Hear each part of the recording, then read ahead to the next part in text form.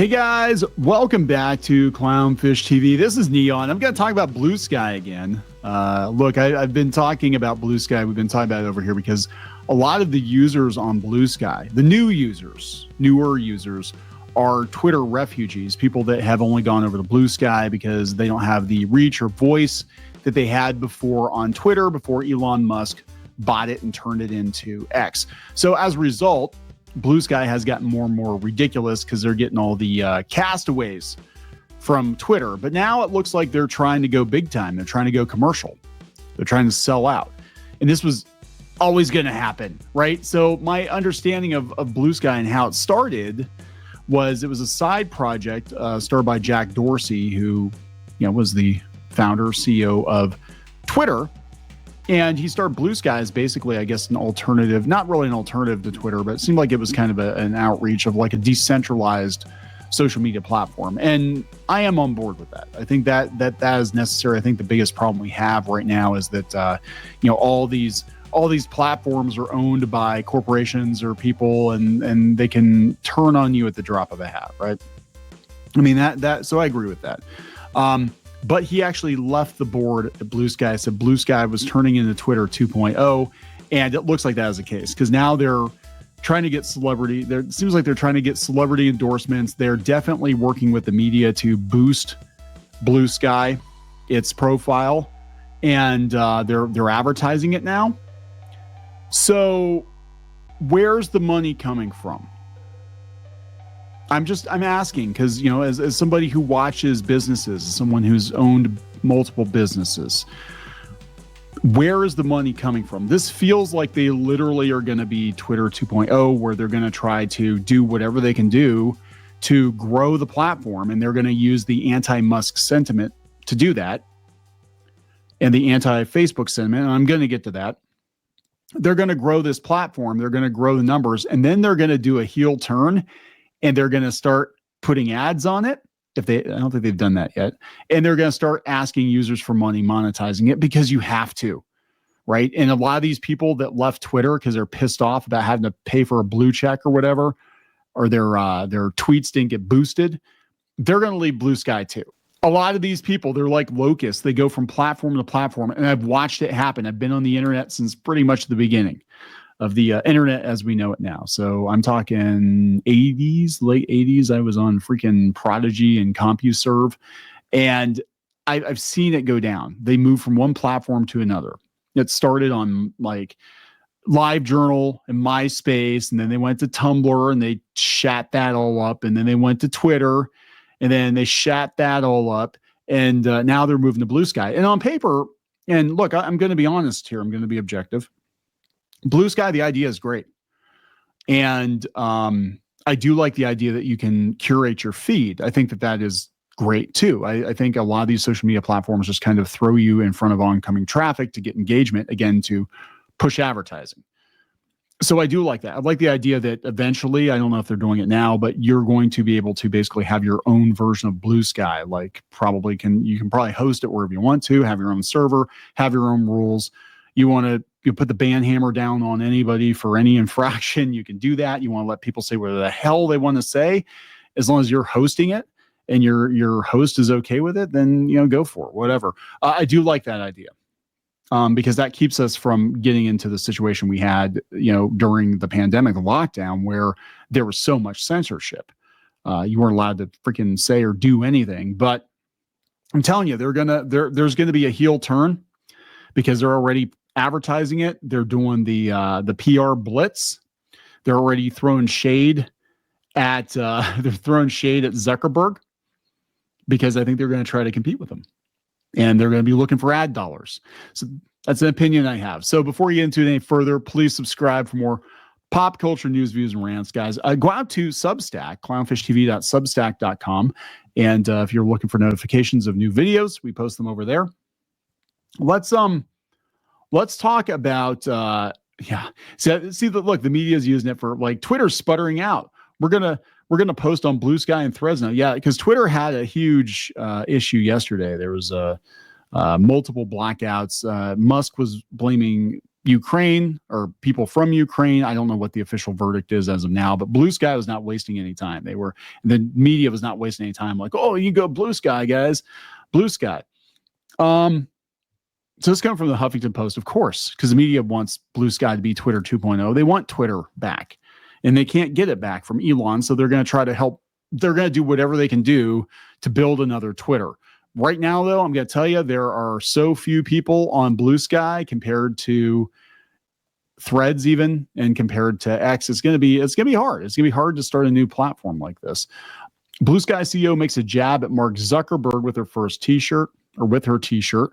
Her first T-shirt. Yeah, she's never worn a shirt before, guys. Blue Sky CEO makes a jab at Mark Zuckerberg with her T-shirt. A Blue Sky spokesperson said the network returns meaningful choice and ownership to each individual user instead of a single CEO. Good luck with that.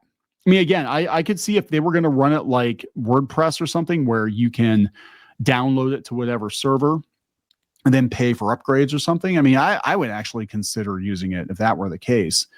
I'd be like, oh, wait, we can have our own Blue Sky, like, and it's private. And yeah, maybe. I mean, there's a lot of backlash over Discord and everything now, too. Jay Graber, the CEO of microblogging social media site Blue Sky, sent a message to Meta CEO Mark Zuckerberg with a T-shirt. She wore it South by Southwest. During the panel on Monday, she wore a black T-shirt that read, I can't, this is Latin, I can't pronounce this. Mundus sine Caesareus. Basically translates to a world without Caesars. The T is a jab at Zuckerberg, who in September wore a black tee in the same style that read, either Caesar or nothing. Again, I'm not going to try to pronounce. I cannot do Latin, guys. I am sorry. We believe that our shared communication infrastructure is too important to be left in the hands of a single CEO or company. That was actually, that was the original intention. Jack Dorsey was like, that's what I want to do. I want decentralized social media so people can basically run it the way they want to run it and not have to worry about some nebulous censorship rules or monetization rules or whatever. And I'm on board with that. I think that's actually a good idea. I just don't like what Blue Sky is right now because it's basically just a crazy ass platform full of Twitter refugees. Like insane activists, and the whole timeline is just junked up with activism. But to be fair, the stuff I'd follow, the people in those industries are all vomiting their political hot takes anyway. Like I'd follow comic book people for the art and for information on the comic book industry, or video game people or whatever. But the majority of them are politics. So it's like, even if I curate my feed, I'm still going to get that. That is just the zeitgeist. This is where we are in the country, in the world right now. Everybody is so damn polarized, and it infects everything. But Blue Sky more so. Well, I can't even say Reddit. Reddit is too far gone. You can't save Reddit. There's still hope for Blue Sky if they can get more normal people to use Blue Sky and pivot it away from just being a bunch of crazy ass activists that just need a place to camp out because they got exiled or they left, rage quit Twitter. Then I think there's hope for it. But they're already turning on Blue Sky. They're already, like, we saw this before. They posted a meme about let's get you to bed, grandma. You know the meme. Everybody knows that meme. They posted that and they got attacked for ageism. I'm like, is this the audience you want? Like, at some point, you're going to have to really be like, okay, there's free Blue Sky for the crazies. But if you really want to use Blue Sky, you're going to have to pay for it. And I think that's where they're going to go. Yeah, Meta didn't respond to Huffington Post request for comment. I don't think they're threatened at all. Threads has many times the users of Blue Sky. But I'm telling you what's going on right now. They're getting ready to push for some venture capital or investment or advertising or something, or paid features or something. And they're going to be right back to where Twitter was. And I remember, part of the reason that Twitter, I think, was not profitable is because people really weren't advertising that much on Twitter, because look at your audience. They're not buying shit. It's just like Reddit. They're not buying shit, and they're not going to pay for it either. They just want a place to camp out and complain. And that's what Blue Sky is going to become. So they really do. If they're going to do this decentralization thing, they're really going to have to get on that, because you're not going to be able to keep Blue Sky going the way that it's going right now, because you got too many crazies. It said on Blue Sky, users can choose which algorithms are on their feed, and Blue Sky operates as a decentralized social network. And they do point out that Dorsey left and actually told everybody to go to X. If a billionaire came in and bought Blue Sky or took it over, or if I decided tomorrow to change things in a way that people didn't like, they could fork off and go. Blue Sky tells you to fork off. They could fork off and go on to another application. That actually I am on board with. That's what I thought Blue Sky was supposed to be. I didn't think it was going to be Twitter 2.0. There's already applications in the network that give you another way to view the network, or you could build a new one. And that openness guarantees there's always the ability to move to a new alternative. So like Mozilla, is that what we're talking about? Or Chrome, like you can fork off? Yeah, I guess Google, I read they have to sell Chrome now or something. I don't know. I'll have to look into that more. More than 115,000 people deactivated their accounts on X, and Blue Sky saw a 500% increase in daily use traffic. Again, most of them disgruntled activists, and unfortunately, they have turned the place into Twitter 2017 all over again. I actually signed up for Blue Sky when they were doing beta, and you could get an invite, and I got an invite. And at first, it wasn't bad. It was just a ghost town, but it wasn't bad. And, I didn't really interact with anyone, but, I would, kind of watch people on there, whatever. And I do like the idea. I just think like you have got to get these crazy ass people quarantined or off the platform if you're going to monetize it. And that's what they're going to do. That's exactly what they're going to do. They all sell out. Everybody sells out at some point. Every one of them. It's like drugs, right? It's like the first hit's free. And they get you hooked on it, and they get you on the platform, they get you engaged, and then they go to investors with their numbers. And they go to investors with their media, and they're trying to grow it. I believe they're trying to grow it as fast as they can possibly grow it. And they will take those Twitter refugees, but they're going to get everything that goes with it. But they're going to try to grow it as fast as they can so they can get that venture capital, get that ad revenue, start charging people, because you cannot run this shit for free. They don't even have the moderation people in place to be able to moderate all the flagging. Like everybody's flagging everybody else. It's insane. They're all eating each other over there. I would actually consider using it more if they could quarantine some of the crazies.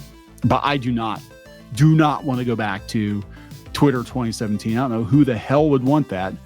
Some people, the people that were in power, they're going to want that.